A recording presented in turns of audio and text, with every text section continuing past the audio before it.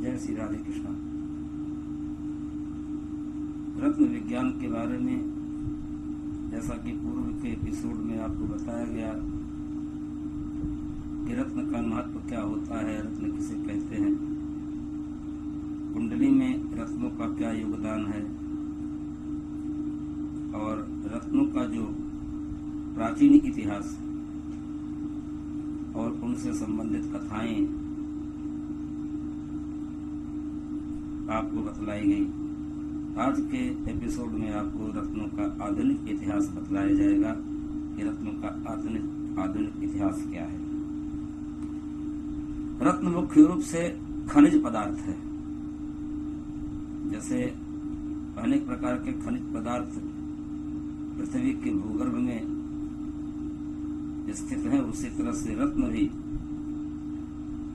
कुछ रत्न तो पृथ्वी के भूगर्भ में स्थित है, कुछ रत्न समुद्र के गर्भ में स्थित है और प्रकृति के द्वारा विभिन्न प्रकार के जो रासायनिक मिश्रण है, विभिन्न स्थानों पर इनका जन्म होता है। और खनिज रत्नों में मुख्य रूप से निम्नलिखित तत्व पाए जाते हैं। वैसे तो बहुत सारे तत्व पाए जाते हैं रत्नों में, लेकिन मुख्य रूप से जो रत्न है वो 16 है। जैसे carbon, aluminium, barium, beryllium, calcium, तांबा, हाइड्रोजन, लोहा, फास्फोरस, मैग्नीज, पोटेशियम, गंधक, सोडियम, टीन, जिंकोनियम और जस्ता। इसके अलावा ढेर सारे ऐसे तत्व हैं जो रत्नों में पाए जाते हैं।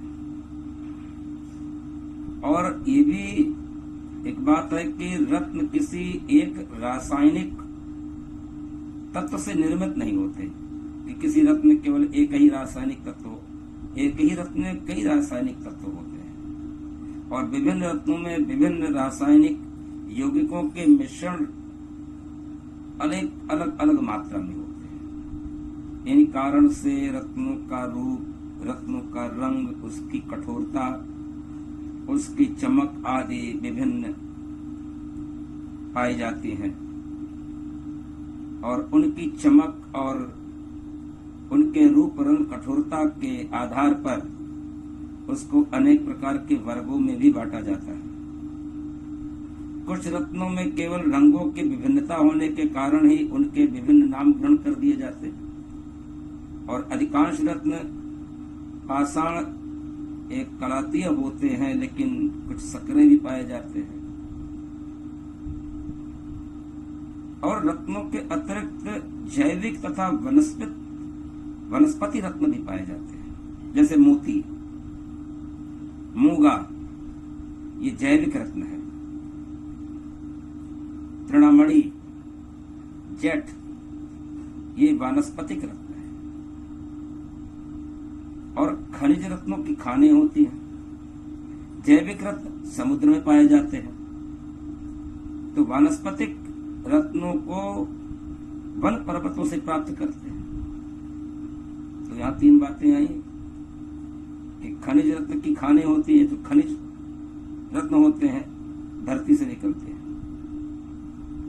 जैविक रत्न समुद्र से निकलते हैं और वानस्पतिक रत्न पेड़ों से पाए जाते हैं। मूंगे की लकड़ी होती है। पर्वतों की चट्टानों तथा नदियों की तलहटी में भी अनेक प्रकार के रत्न पाए जाते हैं। जैसे गोमती चक्र है। अब गोमती चक्र गंडकी नदी में पाई जाती है, नेपाल की तलहटी में। मां शालिग्राम पाए जाते हैं। गोमती चक्र आप चले जाइए, गुजरात चले जाइए, आप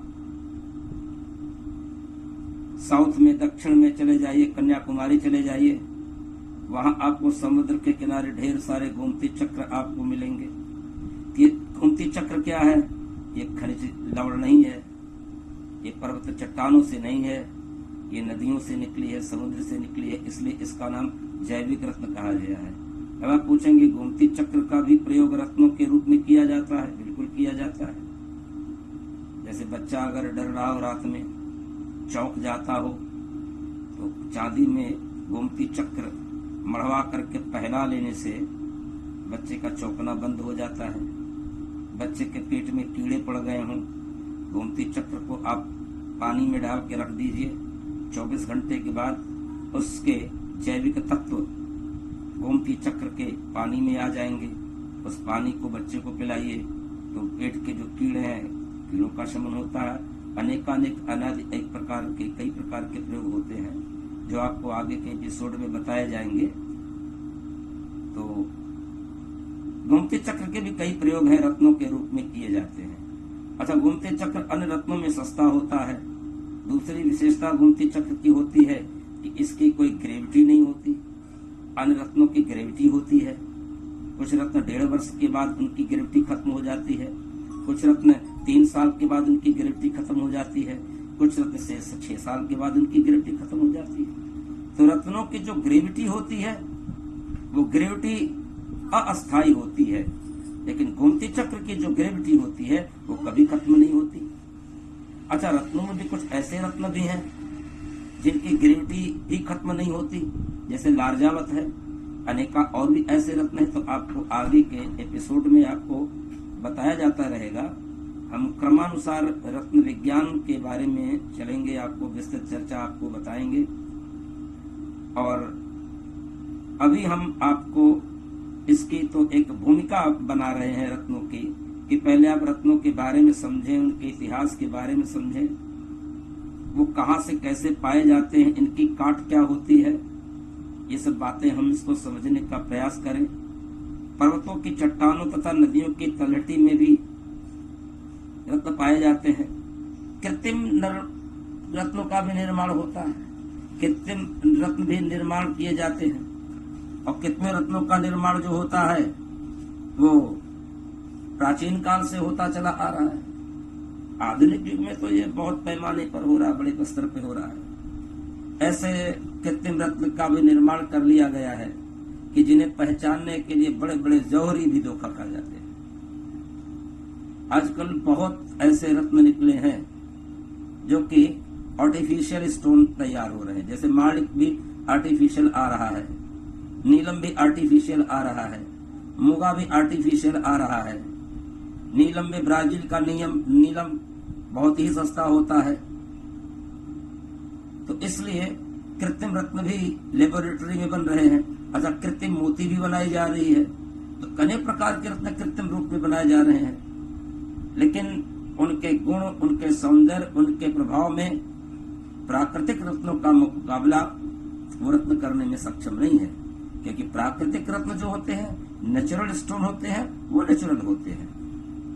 अच्छा, नेचुरल स्टोन और अननेचुरल स्टोन भी कैसे पता लगाएं कि कौन सा नेचुरल है, कौन सा आर्टिफिशियल है?